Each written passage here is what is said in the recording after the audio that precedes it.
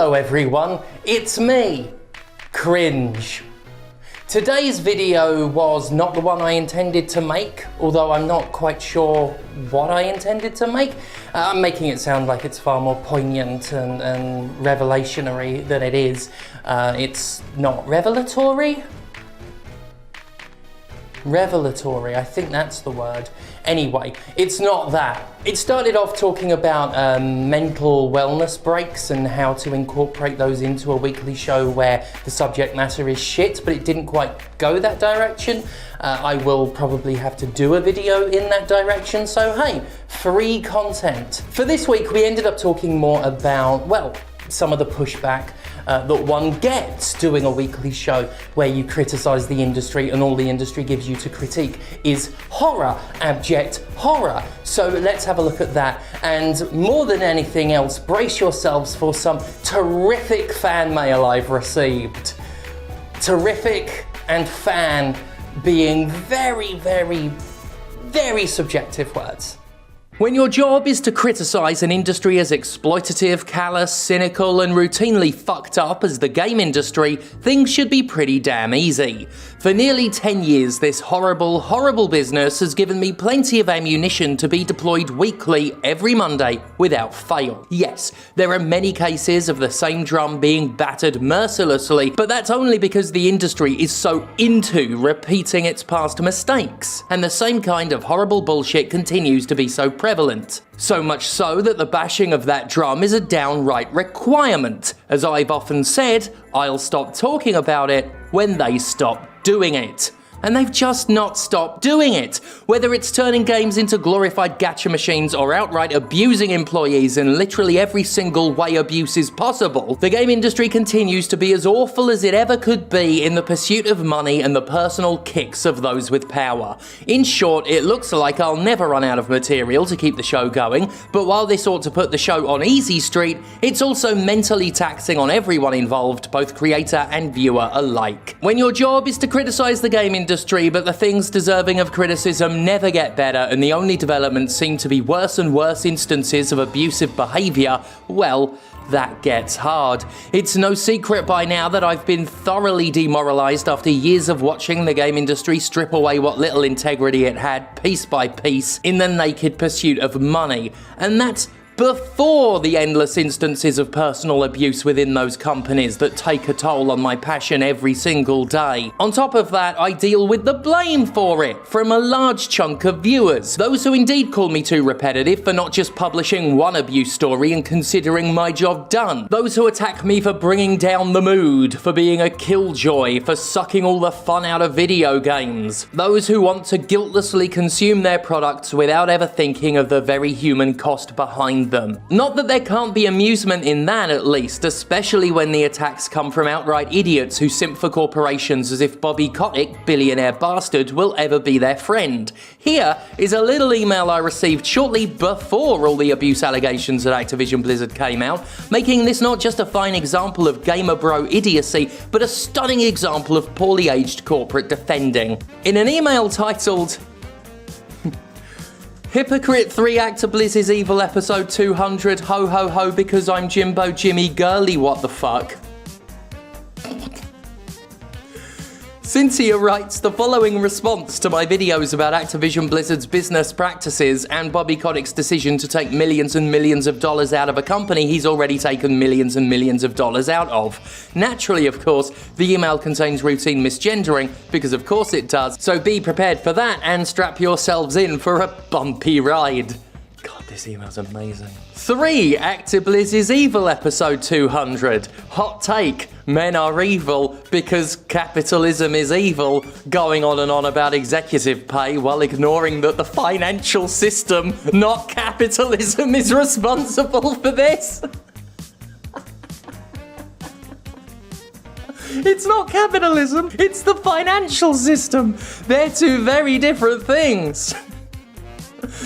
Bobby Kotick is letting off people die every day because he is not solving the financial problems of every single American is a bit hypocritical for someone hoarding 10k a month for the heroic burden of recording news commentary videos that he does not even edit himself. This is meant to be addressed to me. Why isn't it now third person? Also, Does he think they're edited for free? It's not hoarding if you're using it for the... Activision doesn't pay taxes. I have to pay tax on that shit. Loads of it. Anyway, it gets better. I swear this episode is artificially drawn out. You take forever and ever to get to a point, repeats yourself and draws words out unusually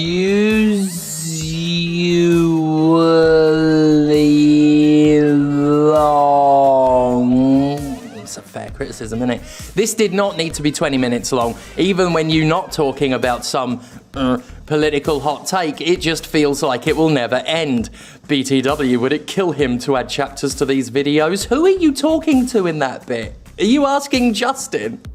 Justin, would it kill you to add chapters to... Would it kill me to ask you to add chapters to the... Who's being addressed anyway? You get a boner every time you hear or see Bobby Kotick. You rather talking about Bobby Kotick 20 minutes than anything else. He doesn't even know how you are, Jimmy boy. Your hate boner for capitalism, despite your entire lifestyle only being possible because of it, reminds me of when Deep Space Nine made fun of its own asinine hippie roots. He better hope that the people paying him money for his services don't actually listen to you on that issue. Without Bobby Kotick and Activision, you would be nothing. What was any of that shit? I get shit like this. I just get shit like this from people who think it's okay. From people who think they've made a point. It's not capitalism's fault. It's the financial systems. Fucking hell. I'll admit that as difficult as it is to keep holding my nose and talking about the slimy practices of the game industry while idiots continually pour scorn on me for doing so, some of the idiocy on display is really fucking funny, and it spurs me forward to keep going, to keep doing this job out of sheer fucking spite. And because protecting abusers seems to be a thing among the just shut up and play video games crowd, here's one defending Ubisoft before it came out that despite a few sacrificial firings, the working environment at the company is still toxic and abusive as hell. It happens a lot. I get pushback when I bring up the Ubisoft thing time and time again, and people go, "This is why your numbers are down. It's because you keep talking about this." As if that's a reflection on me. As if I'm the one in the wrong for continuing to point out that the abuse hasn't stopped. That the man in charge of it all faced no repercussions for it. If that's what's driving people away, they can fuck off. And if it drives people like this away, well, I've done my job well. This person wrote an email titled, "I shit you not. So, dude, where is your apology to Ubisoft? Question mark, question mark, question mark, question mark, question mark, question mark. They are great company now cleaning ethically their house from abusers." Fucking hell. The email goes as follows. "A guy close to the CEO gets fired, and even the director of those money-making AC games got fired today. Ubisoft is honestly doing their best, kicking even high-ranking staff. They are doing a great job cleaning house. So where is your video about that? Or is your heart so filled with hate you only report about the negative stuff? I think you own Ubisoft a apology. There are many big games coming. So many people worked on Watch Dogs 3. I pre-ordered and so excited to play it. Many people jobs depend on it. People that don't get free money on GoFundMe because they have a shitty, hateful YouTube channel. Fuck you, bye." While these emails are particularly imbecilic responses to my work, they sadly reflect a larger attitude of people who blame me for merely talking about the shitty things game companies do, as if it's more my fault for bringing it up than it is their fault for doing it. That rather than demand better from a company like Activision, rather than expect more from a soulless ghoul like Robert Kotick or Yves Guillemot, friend of sex abusers, it's easier to accuse me of going on about it too much, or even more amazingly, bullying a poor multi-billion-dollar corporation to the point where I owe them an apology. None of us owe corporations anything, by the way. They owe us everything. Every single time I publish a video on abuse within the game industry, I get attacked for it. I get told to just shut up, play some video games, have fun, stop bringing others down. As if I don't want to do that. That's the real rub here. I didn't get into games media to talk about sex pests and bullies and capitalism ruining everything, but here we are because that's what happens. The game industry is a beacon for sex pests and bullies and capitalists ruining everything, and I consider it a dereliction of duty to ignore all that just to say, oh wow, hey, Back 4 Blood sure is a hell of a fun game, right? Which, you know, I've played the beta, jury's out. I could do that, and it would be, on some level, easy. Mentally easy in many ways to just do what some outlets have done and go, no politics, just video games, as if the two are so easily separated. Already we're seeing the games press start to go back to covering Activision Blizzard's games despite the company being embroiled in an abuse scandal of such a level and continued development that it should be all they're known for right now, and for much of the future, if not the entire future forever. But in a way I can't blame them, despite feeling like establishment press has routinely failed itself in its coverage of abuse at Ubisoft and other companies. I can hardly blame the individual writer when there's an army of gamers telling them they're wrong for continuing to talk about these situations, because more than one post on a developing story is beating a dead horse.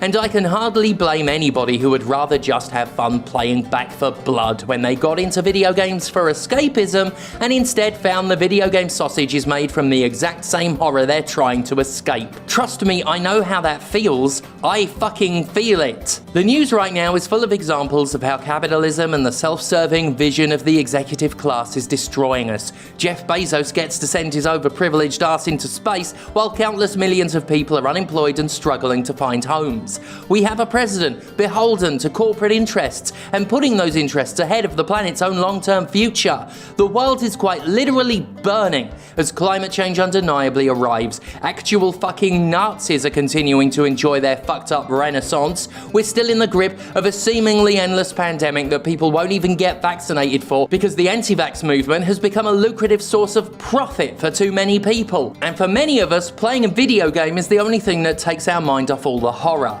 So I guess it's small wonder that I'm the one who faces resentment for reminding them that the games they're using to escape all the horror are, themselves, part of that very same horror.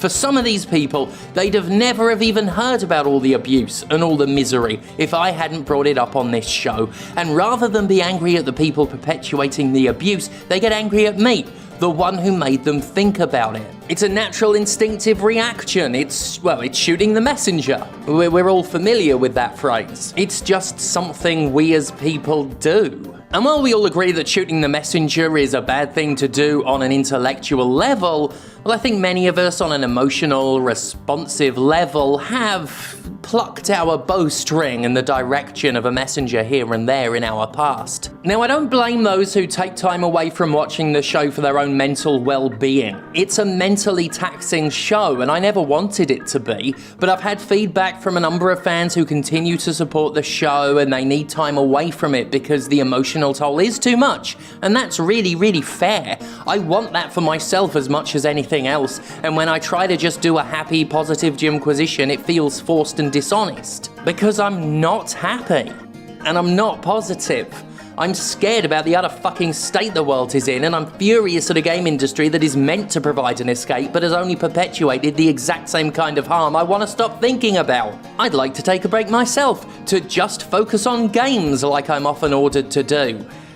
But I can't. I don't want to keep talking about the abuse, but the abuse doesn't stop. And while the mainstream press will eventually forget what Activision did, just as it merrily forgot what Ubisoft still does, some of us have to remember. Last week's video on the continuing story of Activision Blizzard received a significant amount of pushback from the hardcore gamer crowd, the majority of which accused me of being too repetitive on this issue, despite the story being a developing, ongoing one that demanded more than one video. For many, more than one video on abuse is too many, because they truly don't ever want to hear about it. It prompted me to write this comment, which itself garnered a ton of heat from the crowd it addressed. I've promised I won't stop talking about these subjects, and if it costs me support, then so be it.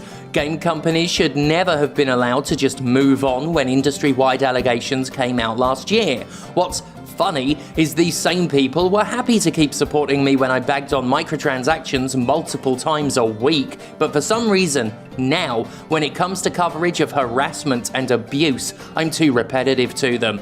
I have several theories as to why, but it's clear that repetition is fine for a lot of gaming commenters if the subject is purely about their own wants and grievances. When it comes to having empathy for others, a large chunk of people in the community have limited to zero patience. The well-being of the people who make those games people love is apparently not important enough to continue covering. This job isn't fun. I don't know if we'll ever be in a position where it is again. All I know is I'll keep talking about it for as long as they keep doing it, because that's what I've done for years and years and years, long before people withdrew support for that. Because that's what we do. Ultimately, if these stories are too much for you, if you don't want to hear them for any reason whatsoever, that's fine. Disengage with the content. No one is owed your clickage. No one is owed your patronage. No one is owed your viewership. That's fine. But can you not just stay out of the way of the people who are still trying to cover this stuff? Can you not just fuck off quietly? Can you not just fuck off and leave it at that? It's just, if you get to the point where you're sending hate mail in defense of corporations and billionaires and abusers, outright abusers, you're pathetic. You're actually fucking pathetic. Don't. If you don't want to hear about it, fine. Go away. Let me continue to do my work. But don't go standing for Bobby Kotick and Yves Jouwemeau. That makes you a worm. That makes you an actual tiny worm. Stop being a tiny worm. You can do that, can't you? Can't you? Well, be ye worm or be ye people. You can all do one thing, and I know you can. You have it in your heart. You all have the ability, if not the obligation, to thank God for me. Cringe. Figured I might as well own it.